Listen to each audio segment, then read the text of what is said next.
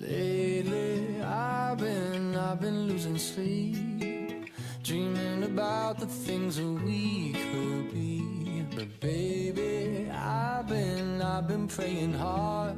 Hey guys, it's September now. It's September 1st. So this month we have a new theme for the month. We're gonna talk about the Holy Spirit. And on Wednesdays, we're gonna have Spirit Month. So each Wednesday will be different than the other. It's gonna kind of mirror Homecoming Week that I know you guys have in high school and middle school. So we'll get more on that with you guys soon. But on Sundays, we're going to talk more about the Holy Spirit. By the way, this is season 2 of Consilium. I feel official. Me and Alex just high-fived over the camera, so that's awesome. Well, right now I'm in Carrollton, and if you see the building behind me, this is our Carrollton campus. Now on the inside, it looks a lot more kind of younger and modern, but on the outside, it looks a little bit older. Whenever I hear people, old but good. Whenever I try to tell somebody about the church or they ask where I go, something like that, when I was at this campus, they always referred to it as the castle, or it just reminded them of that kind of old church feel, but it was just so big on the outside. That's what they always referred to it as.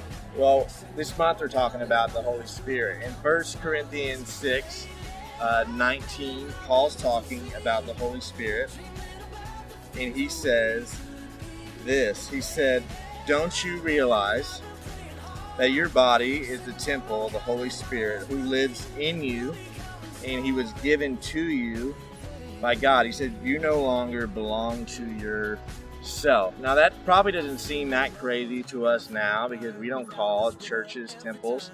We don't call sanctuaries temples. We don't really think like that anymore. We probably don't even notice anymore because there's so many churches in Dallas. But I do remember that one time I was in Capel and I saw like this Muslim mosque. It was freaking huge building.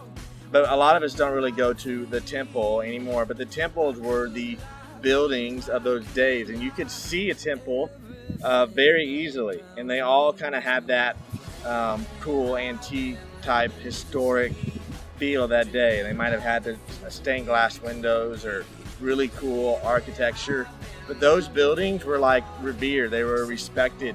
People looked at those buildings like it was something else, and what goes on in that building is not necessarily always what goes on outside of the building. Like, I'm sure you probably said "don't lie" in church, or "don't hit me, I'm in church," or "girl, this isn't really applying to you, is it?" But anyway, you know that whole feel that we're talking about. But what Paul was saying, it totally struck them different. He's like, you might think you're one way and the temple is another way, but he's saying everything's different now. Jesus came, he left, and now he put the Holy Spirit in you. He said you're the temple. And he totally put a different dynamic on each of us, a different significance on us, and all the things that we can do now, that we can do more things than the people before us could do because of the Holy Spirit. So when you go out through your week, I know you guys just started school in the last few weeks again, but just keep in mind, you have the Holy Spirit in you. You can have an awesome attitude all the time. You can help more people than the average person can because the Holy Spirit is in you. But I love you guys. We're going to go ahead and jump into service for the day.